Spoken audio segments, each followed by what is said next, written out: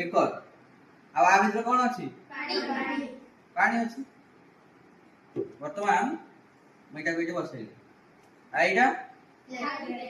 एटा कारण आज के एम जे खाइ थालो तो खाइ दिलु हो तो थालटा मैं एटी बसै हला तापर एटा कोन कागज रुल कोन रुलो बेटा कागज रे मोटा सिलिंडर तयारी करछि सिलिंडर बुझि रहिलो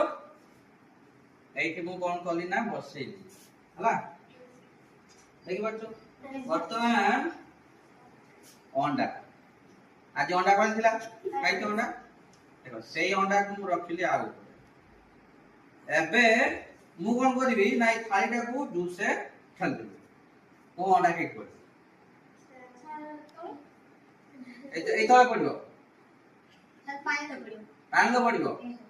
यदि पानी तो न पड़ला क्या जन कहउचा पानी तो पड़ियो क्या जन कर विश्वास अछि पूरा जे पानी तो पड़ियो तमन नहीं देखा बता देखिया